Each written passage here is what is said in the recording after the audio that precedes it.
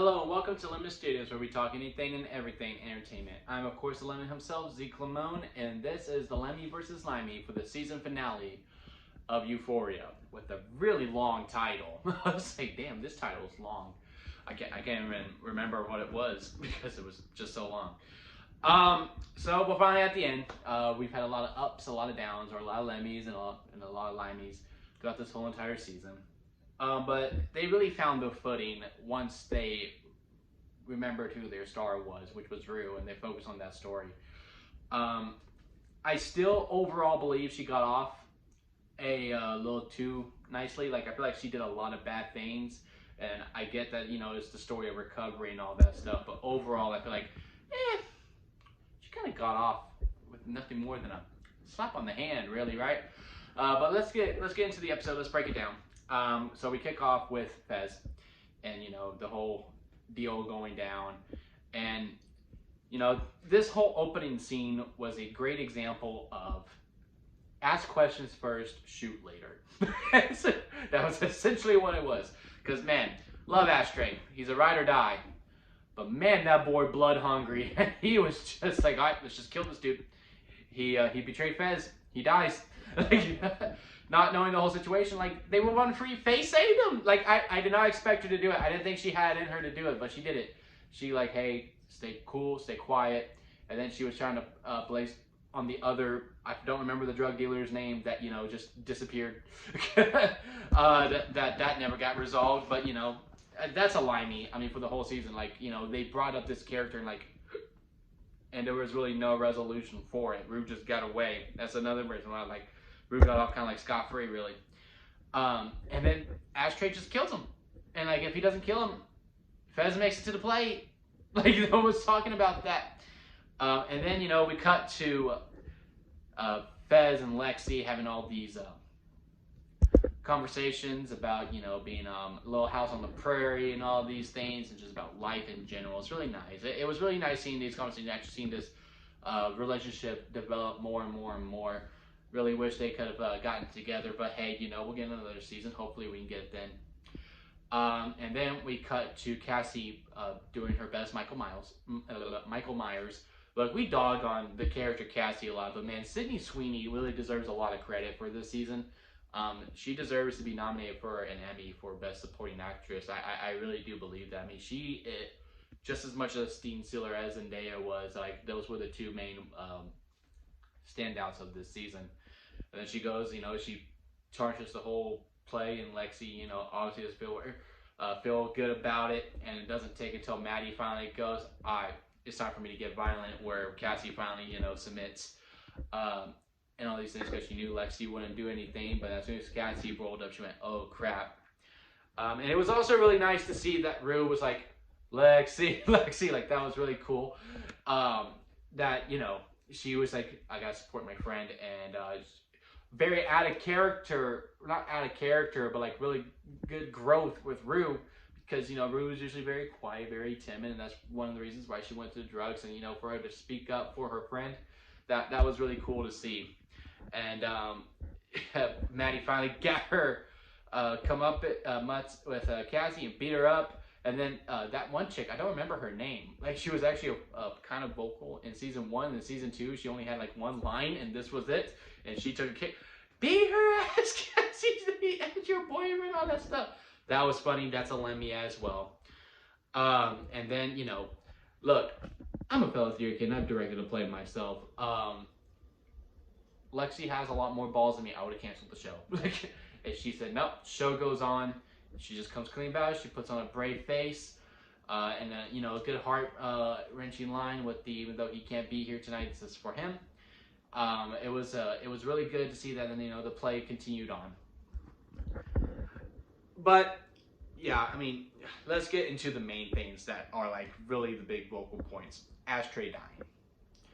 After he realized he messed up and that Fez was going to jail, I think Ashtray wanted to die. Like, it felt really weird, like how they just got there.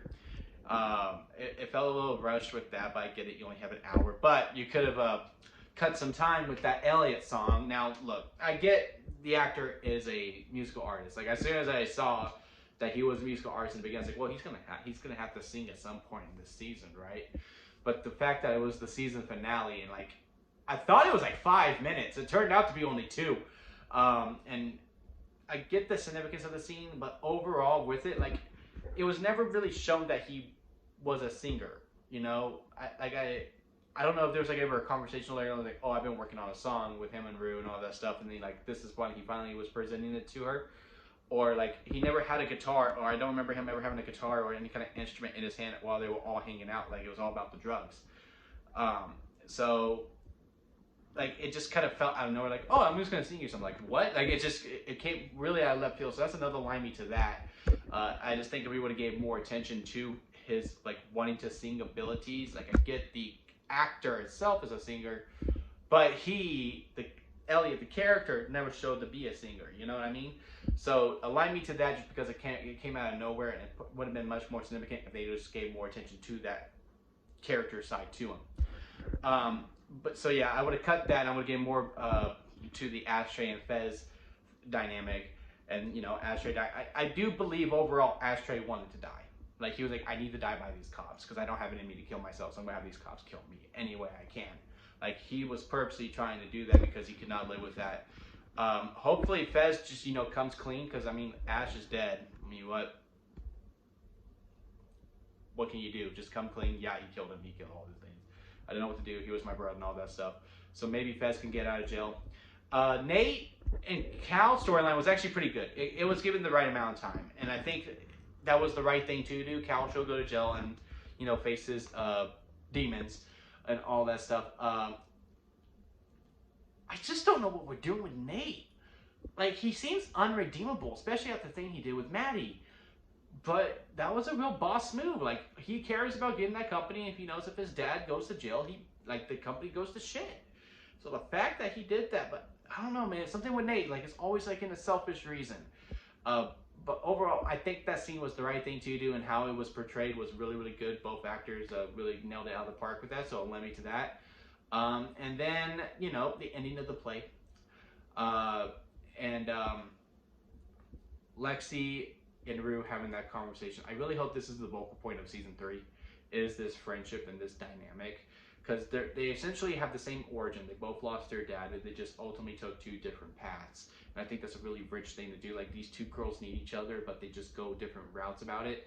And I just think if season 3 focuses on that friendship alone, I think season 3 could be the best season overall. And it was just nice, you know, getting all that closure with Rue. Like, Rue seeing her life, and not in a negative way, because everyone, like, just makes Rue feel so negative all the time.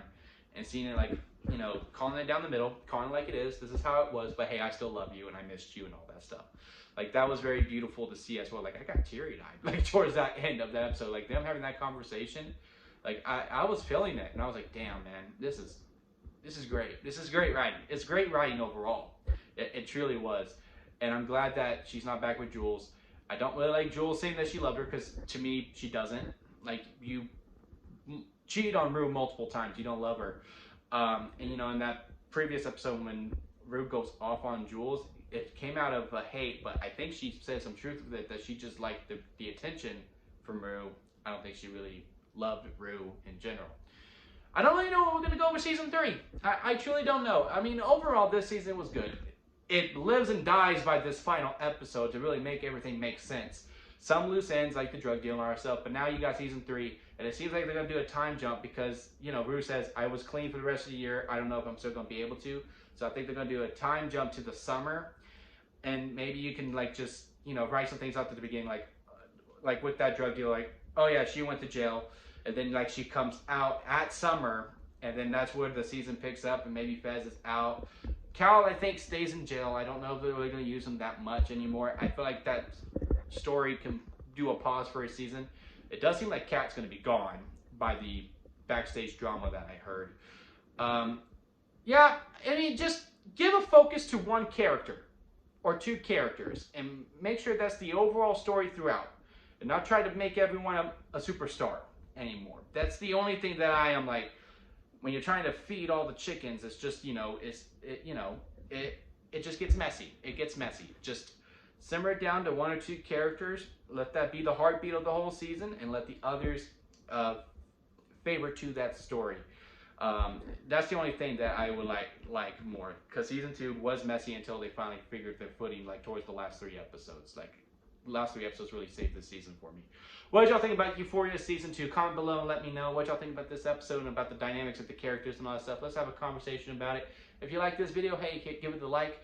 And also, if you like me, hey, hit that subscribe button and we could talk about all things Euphoria for a little bit, because, you know, we got 2 years to theorize about what's going to happen. And that'll be it for me, guys. And I'll see you here next time at Lemon Studios.